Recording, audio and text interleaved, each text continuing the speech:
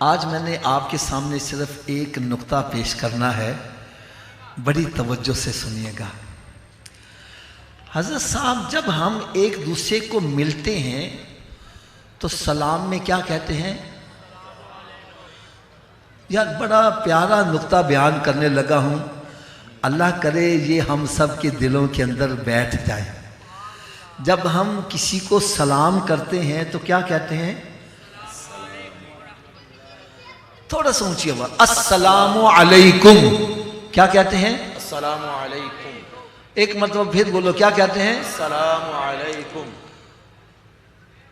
تو یار کبھی غور کیا ہے کہ رب تعالیٰ نے معراج شریف کی رات اپنے محبوب کو جب سلام کیا تو السلام علیکم نہیں بلکہ السلام علیکا کہا ہے۔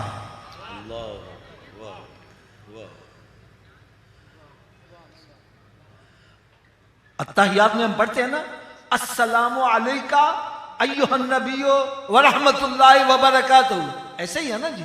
میں غلط تو نہیں پڑھا؟ حضرت صاحب جب ہم ایک دوسرے کو سلام کریں تو کہتے ہیں السلام علیکم، اور رب تعالیٰ نے ارشاد فرمایا السلام علیکا۔ یہ کا اور کم میں فرق کیا ہے؟ کبھی غور کیا ہے اس پر؟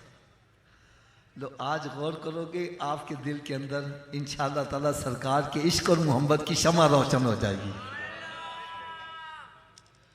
السلام علیکا، اس کا مطلب ہے واحد حاضر، ایک کے اوپر سلام ہو، اور السلام علیکم یہ جمع کے لیے استعمال ہوتا ہے، اور اردو میں تو یہ ہوتا ہے نا ایک کے لیے واحد اور دو کے لیے جمع کا لفظ ہے۔ عربی میں ایسا نہیں ہے، عربی میں ایک کے لیے واحد، دو کے لیے تثنیہ اور دو سے زائد پر جمع کا لفظ بولا جائے، یعنی تین یا تین سے زائد پر جمع کا لفظ بولا جائے گا۔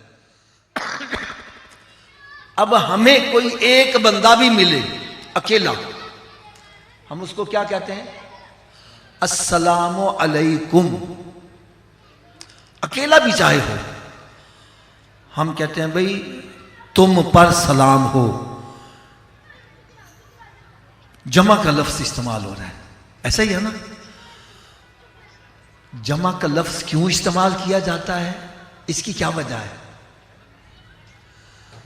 علماء کرام نے فرمایا بندہ چاہے ایک ہے، اس کے ساتھ دو فرشتے بھی تو موجود ہیں نا۔